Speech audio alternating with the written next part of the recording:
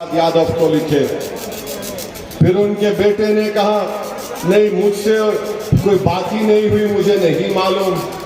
मुझे एक बात बताइए, आप और हम जिस परिवार का हिस्सा है, अगर हमारे घर में अगर हमारा कोई घर का बड़ा आदमी, अगर हम उसके पास चले जाते तो कहता है कि मैंने ये लाइन डाल दी है और हम अपने बड़े के फैसले को कबूल कर लेते।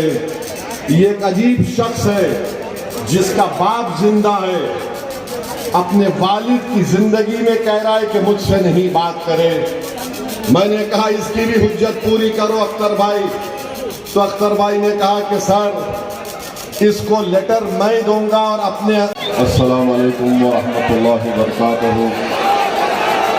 बहादुरगंज के गयूर अवाम, मौजूद हाज़रीन किराम, बुजुर्गान कौम और मिल्लत, मेरी इज़्ज़तदार माँ और बहनों, गयूर नौजवान साथियों, मोहतरम जनाब अख्तरुल ईमान साहब, सदर बिहार मजलिस इत्तेहादुल मुस्लिमीन रुकन असम्बली डाली जा रही है, उसमें अवाम का गैर मामूली अज़्दहाम था हर मुकाम पर, और हम पूरी कोशिश कर रहे थे। भाई एमएलए माजिद हुसैन साहब, आपका अपना लाडला, आपका अपना भाई, आपका अपना कार्यकर्ता, आपका अपना दोस्त, बहादुरगंज का ऐसा शेर तौसीफ आलम साहब, चेयरमैन साहब, तमाम मजलिस इत्तेहादुल मुस्लिमीन के जिम्मेदारान, और यहाँ पर मौजूद मेरे दोस्त, मेरे बुजुर्ग, मेरे भाइयों, और घर पर बैठ के सुनने वाली मेरी पर्दा नशीन माँ बहनें, लोहारगढ़ की आवाम को वारिस पठान तहे दिल से सलाम करता है, क्योंकि आज आपने इतिहास रच दिया। यहाँ पर ये जो हजारों की तादाद में सरों का समंदर यहाँ मौजूद है, ये इस बात की गवाही देता है कि इंशाअल्लाह आप सीमांचल बदलेगा, बदलेगा और जरूर बदलेगा।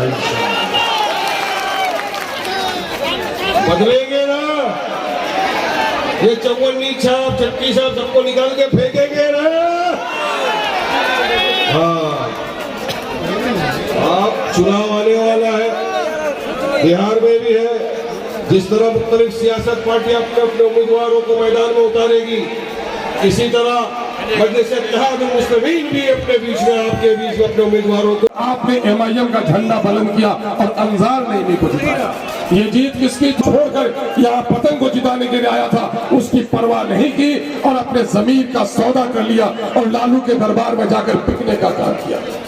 2024 का इलेक्शन, जिसमें तकरीबन आपने मुझे 65,000 वोट दिया है, इस बात की दलील है कि अब भी बहादुरगंज में एमआईएम का झंडा बुलंद हुआ है। अंजार नईमी भागा है, अंजार नईमी को एमएलए वाले बनाने वाले लोग अब भी एमआईएम के साथ हैं, खड़े हैं। इसके लिए मैं आपको मुबारकबाद देता हूँ।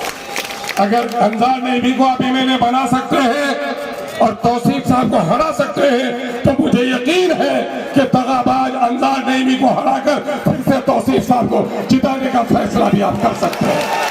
मैं आपको बताता, भाई तौसीफ साहब ने बड़ी अच्छी बात कही है कि कांग्रेस की पदनीतियां